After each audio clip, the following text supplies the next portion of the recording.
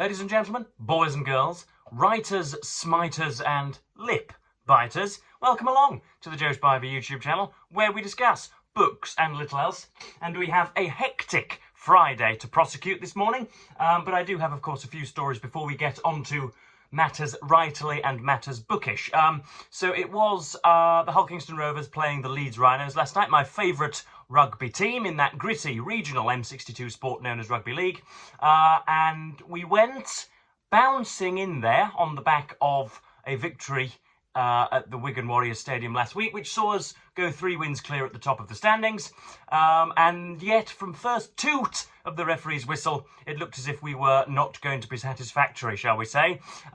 We were down one big prop forward, one big main mammoth runner, because of criminality in the previous game, which saw him incur a 2-match ban. And then we saw our other 2 big prop forwards limp off injured in the first 5 minutes, or first 10 or 15 minutes at least, first quarter of an hour at least. And the Leeds Rhinos played exceptionally, and we must confer agency upon our opposition rather than just maligning ourselves. But we lost by 28 points to 6. We scored in the corner in the last 5 moments to prevent a nilling, an embarrassing nilling. And so all of that good work last Friday evening has been somewhat scuppered. We do have, as I say, a bit of a blanket. We have now probably, with Wigan's victory this weekend, a 2-victory advantage still, but it's not good. And I shall use my hands as a little graph here, and I shall do it so that you can best interpret this. So when Hull KR win, my mood levels do this slightly. See, this is the sort of the normal level. This is the normal level. Hull KR win, and the mood goes sort of like that. And yet when they lose, you are suddenly plumbing horrendous depressive depths. It's as if, you know, Schopenhauer was right when he said, what was it? There is no such thing as pleasure, only the cessation of pain. There is nothing in this world which is actively good, only the prevention of things which are actively negative. And so when negative things do happen, my God, it really does wreak havoc on the soul. But there we are. So Rovers lost, and of course that means that unfortunately, I did have to beat female members of my family, but this is, you know, this is how things work. Second of all, I have been reading this week, but I have not been able to disclose that reading because it is going to be for Open Letters review, because I've been writing about it, and I do not rather promiscuously want to give my thoughts to an online publication and then also my thoughts to my jabbering YouTube subscribers. But I've been reading, of course, and reviewing William Boyd's The Predicament, and I shall give you just one burst before, in order to tempt you, so that perhaps you might go over to Open Letters, which is a perfectly respectable online reviewing site, and you can see more of my work there. So if this catches you, well, then here we go. Deals are made by the dodgy and the dangerous behind a restaurant menu's glossy lamination. Triple-strength drink comes readily from waiters' wrists. The sweetness of the 60s is puckered in via toothsome cigarettes. A protagonist moves handsomely womanward, and foreign shakers take lead to the face from prone assassins in this, the zippiest of new releases. So if you liked the cut of that verbal jib, then I'm sure in a few days' time, my review of William Boyd's The Predicament, the 97th book in his oeuvre, will be available shortly. So yeah, please go over there and subscribe if indeed that's possible. But you know, make sure to have your notifications set for all new releases. We also have, before we get to the topic of today's video, the main meat of today, we have something which I have just gone out to purchase because I have been contacted by the leader of the critical cartel, the way-faced Bostonian Steve Donahue. He sort of gave a sort of dispassionate thumbs up as a result of my review, which I liked. And then he strongly hinted that it would be wonderful if I could go out and purchase this book and, again, give my 2 pence worth on it. And that is Andrew Lowney's book entitled The Rise and Fall of the House of York. As I say, I do feel part of some sort of syndicate. Steve makes me kiss the ring, and then, you know, rather than send me down to some sort of cocaine exchange at the harbour front, he tells me to go to, or again, strongly hints that I should go down to a bookstore and purchase a book and, as I say, sort of unfurl my feelings on it. And so, yes, this is what I'll be reading for the rest of the weekend and into next week. 400 pages on one of the worst men living. That might be a bit too strong, but perhaps certainly one of the worst royals, and somebody born into the purple of privilege and the aristocracy, who really should be made to pick fruit in Morocco. So yes, that's Prince Andrew and his divorcee. Sarah Ferguson, I do believe is her name, isn't it? So there we go. I'll be reading and writing about that. But we have today a collection of biographies. I realised in conversation with very many of my tortoise-like subscribers, again, if indeed you are unaware, my Instagram and my email address are always linked below, and I welcome conversation, whether it be scrutinous or respectful or riotous or whatever manner it takes, whatever form it takes. I really enjoy interacting with you guys, unlike 99% of content creators slash booktubers slash YouTubers on this here platform. I covet your opinions and want to know whether you are going to the vet in order to, save the Labrador this week, or whether you're retiling the kitchen, or whether you're smoking out wasps in your nephew's greenhouse. I want to know exactly what it is you're doing and when, and what you're thinking about your current reads. And in one of those conversations just last week, I noticed that I have been reading a hell of a lot of biography recently, a hell of a lot of non-fiction, and I realised in the last 12 months that I've probably read dozens and dozens of biographies, and so have collated the best for your information today. I have, believe it or not, a sheet of A4 which gives me prompts on each biography. It's not often that I write in preparation for these, and so this is a red letter day slash honoured period indeed. But yeah, we have 1, 2, 3, 4, 5, 6, 7, 8 biographies here, and I shall give you the positives of them all. They're all fantastic in their way, whomever they are covering, and yes, I compel strongly indict you to read them. So here we go. We have, first of all, Rosemary Ashton's life of George Eliot, the mid-19th century writer of Victorian fiction, and possibly the proprietor of the largest brain ever. Ever given to us by the Heavenly Lord. So yes, George Eliot lived a decent life. She was born in and around the Midlands, I do believe, and in sort of modern-day Coventry or Birmingham, wherever. And she took to atheism early in her life, and therefore incurred some, and was therefore slightly ostracised. She did an awful lot of translating of some very, very gnomic and powdery German philosophers. There's an adjective for you. Of course, married George Henry Lewis, and was a figure of the literary scene, and what should we say? Amazed everybody with her lovely repartee at parties, and her enormous sort of gargantuan brain. And she wrote the best novel in the English language, Middlemarch, in, was it 1855 or 1856? I don't know. Maybe neither of those dates. Who knows? But Rosemary Ashton does a damn good job of covering her. I read this not entirely out of sort of abstract curiosity. I read this as a part of, or in preparation for, a 5,000-word essay that I wrote a good long while ago now, probably 9 or 10 months ago now, on Middlemarch, and I tried to, invariably, as us writers do, I tried to tie bits of her life and bits of the way the world treated her, and with sections of Middlemarch. And so yeah, this is absolutely fantastic, and I still have a good 15 or 16 pages turned over. I don't know why that is. I usually flatten things out once I'm done with them. But yeah, this is very, very good on the reasons for her atheism more than anything else, and on the backgrounds to the text. So yeah, that's Rosemary Ashton's George Eliot, A Life. Not massive, really. I wish it was an awful lot longer. It's 400 pages, and so we'll by the time a summer traveller has left London Airport, Heathrow Airport, by the time you arrive in Cairo, you could be halfway through it. So there we go. That's the life of George Eliot. And next up we have another woman, the last one, because believe it or not, maybe until around a quarter of an hour ago, the entirety of mankind was ruled by certain men. And so a great many men feature in this biography list. We have, however, the final woman here. We have Claire Tomalin writing about Jane Austen. Now, Claire Tomalin she was a bedfellow of Martin Amis and has written an awful lot of biographies. I believe I've got a copy of her biography of Samuel Pepys, and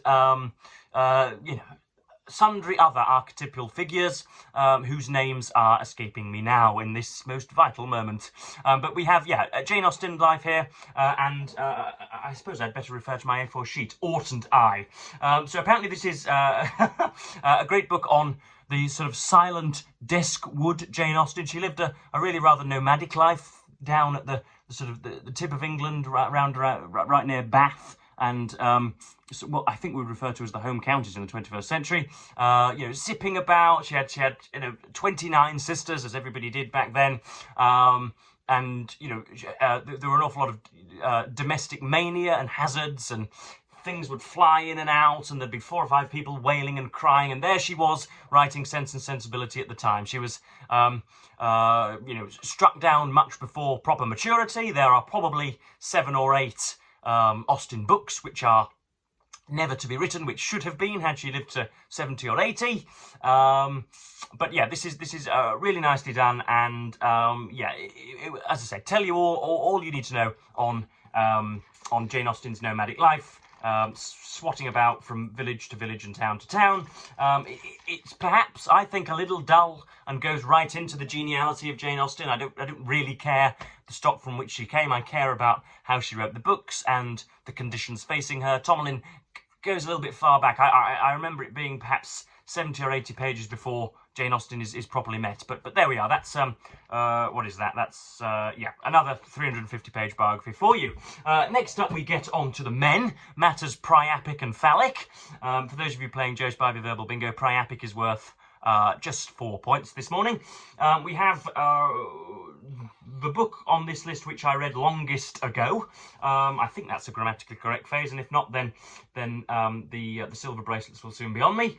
We have who wrote this again? This is Kai Bird and Martin Sherwin's book American Prometheus. The Triumph and Tragedy of J. Robert Oppenheimer, and the front cover also tells us that this won the Nobel Prize. Now, Oppenheimer, of course, was the director of the Manhattan Project. He wasn't really, but a key intellectual figure there. I'm sure he led the meetings, but he made sure to appropriately allocate resources. That's the tick for high noon. And it was more of an administrator of the Manhattan Project rather than, as I say, somebody sort of writing lots of chalk equations on the board. But Kai Bird and Sherwin do a good job here. I really fear almost these dual authorship projects. I don't know to whom blame should be apportioned if it's a bad book, or to whom praise should be apportioned if it's a good book. But I think Bird has done has done an awful lot of biographies in the past, and so I would probably credit him with the majority of this. Though I'm more than ready to be corrected.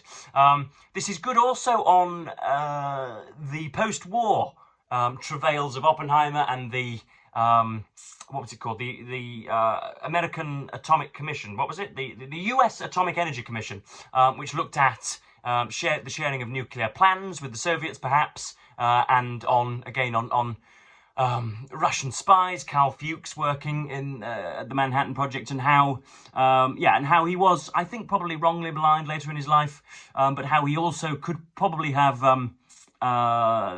stopped the Manhattan Project in its tracks, or whatever. How he could probably have averted the ubiquity of nuclear weapons, I do not know.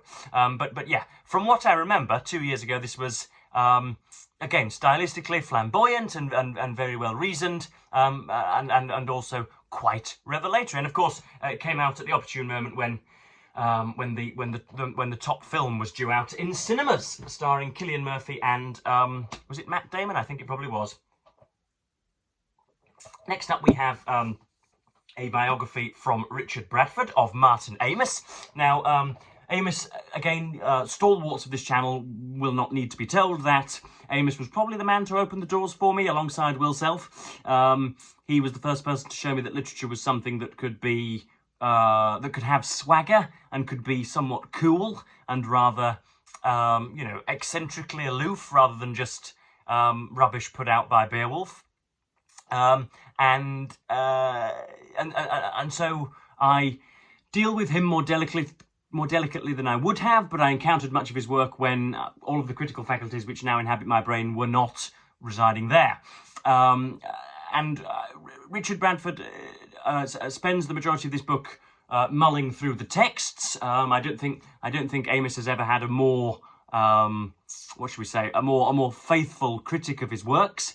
But then he also covers a great deal of the rather erratic early life. Obviously, Kingsley Amis helped him out an awful lot, and Kingsley Amis was the man without whom Martin Amis probably would not have achieved the fame that he did. A controversial statement, though I shall make it. But yeah, Bradford does a good job with the early life and how often Kingsley and his mother, and indeed Elizabeth Jane Howard, would depart and would leave himself and his brother, Louis, I believe, or was that the name of his son? I can't remember. I'm terrible with the facts this morning. Lord knows why. But he would be left in a sort of, you know, an alcoholic hothouse at the age of 7, and he would play poker until midnight. Very, very good with on the you know, the nebulous origins of Martin Amis as well. I don't think, obviously this was completed long before Amis's death in 2023. Yeah, this was written in 2011, so Amis was still breathing and still novelising when this book was released, so it doesn't deal with the end of the end of Amis's life. But yeah, a good one nonetheless. If you're at all interested in Amis's fiction, then this is a keen accomplice to that. Next up we have Fiona McCarthy, a rare sighting of a female, a rare sighting of a vulvic operator in this collection. But we have Fiona McCarthy's Byron, Life and Legend. Now, Byron left a perfect legacy, and almost, you know, he died very young. He was idealistic. He was shaking the branch from cradle to grave. He got up to all sorts. He had bears at Cambridge. He, you know, bedded hundreds of women and indeed very many young men as well. He stole London's attention with his, you know, his metamorphic rhymes. He was, you know, in many ways the first 18th century celebrity or whatever. The first early 19th century celebrity. And so a biographer needn't do an awful lot. There isn't a great deal of work to do with Byron, at least on the subject front. But obviously you earn your money and you earn your critical credit with your treatment of the subject. And Fiona McCarthy does it pretty well here. I hear that the again, I'm going to forget the writer of it. It's a sort of gender neutral name. What on earth is the name of? There is a biography written, I think, in the mid to late 20th century, which is much better revered, much more revered. But again, the name isn't coming to me, and that's the problem with doing extemporaneous reviews, for which I prepare very little. But yeah, this is good on Byron's dieting and Byron's weight and shape. He had an awful lot of puppy fat and would quite often grow a big long beard when he was away in Spain or Greece or wherever fighting with the independents. And he would quite often be a little bit rotund, and then he would go on immense diets, and then the local doctor would have to leech him. And it's all, that's obviously all exceptionally interesting stuff. So that's Byron, Life and Legend. I think probably the newest Byron biography which has been brought into the public notice. So there we are. This is a little bit longer. This is 550 to 600 pages. But yeah, very, very good. And of course, I like its size as well. I'm of course a self-avowed and unstoppable annotator when I'm enjoying a book, and so it's nice to have something big in the hands, as it were, to rest on. So there we are, Byron, Life and Legend. Just 3 more, folks. Hang with me, and then you can go back to your custard pudding. We have next up a copy of Ian Kershaw's Biography of Hitler. This was 2 biographies slimmed down into one, into a 1,000-page version, and I did a 3-part series on this, and really enjoyed it. What can we say here? What have I written down? I've written that Kershaw has a literary flair and excitement, which most who forbid biographies on their shelves think is impossible from such informative works. That's probably a topic that I should have raised earlier. Some of you do not read non-fiction, believe it to be rather stale and rather academic, and merely a question of intravenously injecting facts into your system, when in reality it can be just as entertaining and just as luxurious as the quaintest and most attractive fiction, if you are in the correct hands. And Kershaw does that very well. He describes well the Nazified hierarchy of mid-20th century Germany. Of course, describes how Hitler came to power, and it talks about the Viennese days, and those are the most interesting to me, as something of a wastrel without much direction at the moment. I have at least the slimmest of 1 percentage point of sympathy for Mr. Schicklgruber in his early days in Vienna, where he's obviously spitting at all of the Semites and slowly gathering his neurotically pathetic worldview. There is, as I said, the smallest amount of sympathy, the smallest amount of identification, because in another time, with another brain, with another family behind me, who knows, I might well have been banging on those beer hall desks and amassing myself a following, who knows. But yeah, Kershaw does it very well, and I remember with the last 50 pages there is an epilogue where it is all summed up, and he leaves you completely stunned with his conclusions and with his mastery of the subject. So that's Kershaw's Hitler. Then the most recently read, I believe, is Robert Service's Biography of Stalin. Again, we saw a 2 or 3 part dissection on this channel not 2 or 3 weeks ago.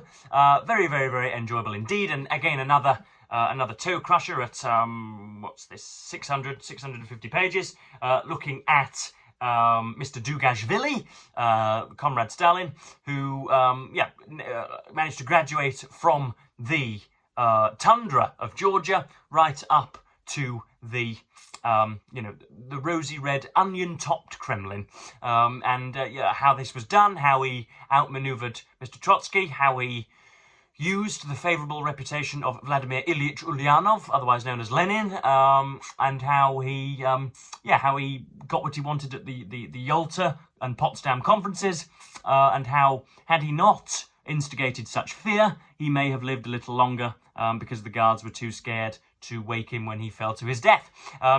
But yeah, very good. I think the adjective crude came up more than I've ever read in here, and so it's very good on Stalin's table talk almost, and how he was in person. That's what we want from biographies. We don't just want their fiscal policy and their attitudes to Yugoslavia. We also want how they buttered their bread, and how often they urinated in the toilet, and Service is really good on that. And then finally, we have, again, something which I've read in the last couple of months. This is Victoria Glendinning's Biography of Anthony Trollope. Very good on the works and how they were produced. Trollope, again, another a contemporary of the aforementioned George Eliot, and probably the most prolific writer that I know of. Of course, there are silly writers of science fiction who write, little short stories once a month, but I think Trollope best balanced significance and quality with quantity. So he wrote tirelessly until the end of his days almost, and nearly everything he wrote is meritable / meritorious. It's all good, and there's lots of it. And so, if you're a Trollopian such as myself, then there's an awful lot to go at. Glendinning, does a good job of actually looking at the social attitudes of Trollope in here, if I recall rightly, looking at the emancipatory elements of much of Trollope's fiction. Think of Can You Forgive Her and The Duke's Children, and contrasts that heavily with Antony's actual views, or at least his stated views, and how parochially traditional he was. So lots of his fiction concerned, again, the emancipation of women and women's place in the world, and hints towards how society could be better placed if indeed it raised women up rather than constantly hammering them on the head. And yet Victoria Glendinning does a good job of balancing Trollope's rather more manospheric views in real life. So that's something that you might like to get your teeth into. And of course there is the Beverley parliamentary election, which Trollope fought, which took place, 15 or 16 miles from this very spot. And so that always interests me when matters become local.